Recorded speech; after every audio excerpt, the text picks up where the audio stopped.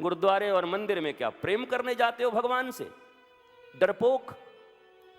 जय हनुमान ज्ञान गुण सागर, जय कपीश तिलोक उजागर, जय ठाकुर जी अच्छा एग्जाम देना। वो पता नहीं कितनी कितनी प्रकार से प्रणाम भी करते हैं, ऐसे ऐसे ऐसे ऐसे। अब ये कौन सा प्रणाम है? मस्ती से जाओ मंदिर में, हाँ हनुमान जी राम राम। भैया हनुमान जी ऐसा है कि हमने जितनी पढ़ाई की है ना, हनुमान जी बोलेंगे हाँ, जब एग्जामिनेशन हॉल में मैं बैठूं, हाँ, तो किसी प्रेशर में ना आऊं, हाँ, जितना पढ़ा है बस उसको वहां जाके उतार पाऊं, ऐसी शक्ति और ऐसी बुद्धि दे दो, इससे ज्यादा कुछ नहीं मांगता तुमसे।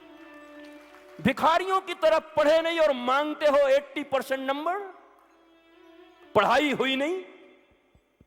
हे हनुमान जी ये वाला सेमेस्टर आप निकाल दीजिए, नेक्स्ट मैं निकाल लूंगा। ले, ये वाला हनुमान जी सेमेस्टर पढ़ेंगे, उनको राम नाम करने से फुर्सत नहीं, वहां के जियोलॉजी और बायोलॉजी पढ़ेंगे। वो हरे राम करते रहते बेचारे खुद ही, उनको फुर्सत कहां है? तो भगवान के द्वार पर भी जाओ तो भिखमंगे बन के मत जाओ, भिखारी बन के। अरे गुरु के द्वार पर भी आओ तो भिखारी बनकर मत, अरे माता पिता के द्वार पे भी जाओ तो भिखारी बन के मत जाओ।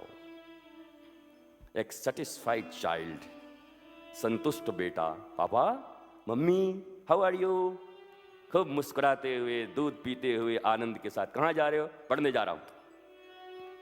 बुझा हुआ चेहरा एग्जामिनेशन के दिन में, रात के 2 बज रहे हैं पढ़ के। अब क्या करोगे बेटा? 1 साल तक क्या कर रहे थे?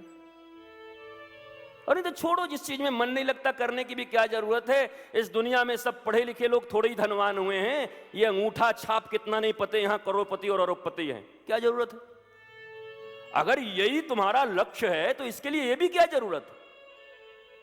जब रुचि ही नहीं है, मन ही नहीं लगता। और मन इसलिए नहीं लगता कि तुमने पढ़ाई को अपना एम्बिशन नहीं बनाया, तुमने रुपया को बनाया है। एक बार नैसर्गिक तरीके से मुझे सिर्फ पढ़ना है, सिर्फ पढ़ना है, क्या होगा मुझे कुछ पता नहीं, मैं प्राणों से पढ़ूंगा, मैं हृदय से पढ़ूंगा, मैं दिल लगा के पढ़ूंगा। और मम्मी पापा को ही बोल देना, नंबर के लिए कभी मत बोलना, मैं दिल से पढ़ रहा हूं मम्मी, कम आए ज्यादा आए कभी टोकना मत। पर वहां तो खड़े हैं यमराज की तरह पिताजी, फेल होके आया तो घर में घुसना मत। तो ठीक है, ट्रेन की पटरी थोड़ी कहीं गई है, सल्फास कहीं थोड़ी गया है, चख लेंगे। आप ही मजबूर कर देते हो अपने बच्चों को।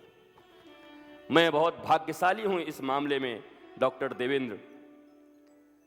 मुझे जब दूसरी तीसरी क्लास में पढ़ता था तो मेरी माँ, मेरे फ्रेंड्स थे तो किसी का फर्स्ट डिवीज़न, किसी का सेकंड डिवीज़न चलता था उस समय में, क्लास में फर्स्ट सेकंड, और मैं प्लेन पास होता था। प्लेन, उसको बोलते थे सद्दा पास, सादा पास, मैंने सीधा सादा पास। उनको 10 और 15 पैसे मिलते थे और स्टेटस एक ही था हमारी फैमिली का। मेरे पिताजी टीचर इंटर कॉलेज में, मेरी मदर भी टीचर, तो कोई बहुत बड़ी फैमिली, कोई बहुत ठीक लेकिन मध्यम वर्गीय, अच्छा खासा सुंदर, खेत बहुत था दादाजी का, तो ठीक ठाक बढ़िया चलता था, सब अच्छा था। तो मेरी माँ मुझे 70 से 80 पैसे देती और जो फर्स्ट डिवीज़न पास होते उनके यहाँ 10 और 15 पैसे मिलते, और मैं कहता है देख ले मौज करता हूँ मैं तो। और आज मैं उस माँ को प्रणाम करना चाहता हूँ जिसने मुझे कंपटीशन से अलग हटा दिया और मुझे आनंद ही आनंद दे दिया मेरे जीवन में। वो 70 पैसे काम कर गए मेरी माँ के। कहीं उसने कह दिया होता, आया है मुंह बना के गधे के जैसा, बगल वाला फर्स्ट डिवीजन हो गया और तू इतना नंबर लाया है। वो कहती अच्छे से पढ़ना बस ना, पढ़ना बेटा अच्छे से, जा खेल मौज कर। उस माँ की करुणा और कृपा मेरे भीतर आज है, जो इन प्रतियोगिताओं से मुक्त होकर, वरना हमारे भी क्षेत्र में प्रतियोगिता की कमी है क्या? कमी है? अरे कम से कम 10,000 बाबा हैं भारतवर्ष में, कौन कितने प्रॉपर्टी का मालिक है, मुझे भी तो कंपटीशन करना चाहिए। आजकल उनका क्या चल रहा है? अच्छा, अपने को रामदेव से ऊपर जाना है, कोई मतलब नहीं। कहां हो आप एक हैप्पी लाइफ जी रहे हो बिना किसी प्रतियोगिता के। ईश्वर ने आपको अपनी तरीके का अनूठा आदमी बनाया है, आपके जैसा दूसरा किसी को बनाया ही नहीं। यू आर स्पेशल, एकदम स्पेशल हो तुम, अपने मम्मी पापा के, अपने मोहल्ले के, इस देश के, इस ब्रह्मांड के इकलौते और स्पेशल आदमी हो तुम। तुम कहां क्षुद्रता के साथ दूसरों के साथ कंपटीशन कर रहे हो? क्यों उसको अपना कॉम्पिटिटर मान रहे हो तुम? उसको मानना है, मानने दो, डिप्रेशन में वो रहेगा, तुम किसी को अपना कॉम्पिटिटर मत मानना। मैं तो अलग हूं, मुझे पढ़ना है, एंजॉय करना है, नाचना है, क्रिकेट खेलना है, मस्ती करनी है, मूवी देखना है, जो करना करो। चेहरे ढक के मत करो, चेहरे पे से नकाब उतार के करो। ड्युअलिटी मत रखो लाइफ में।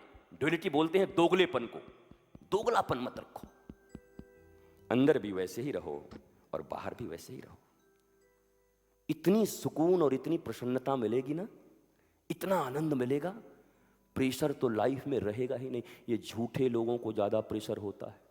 परसों क्या बोली थी उस सहेली से याद रखना पड़ता है, झूठ, क्योंकि फिर कभी कोई पूछेगा तो बोलना होगा। और जिसको सच्चाई बोलना है उसको क्या याद रखना?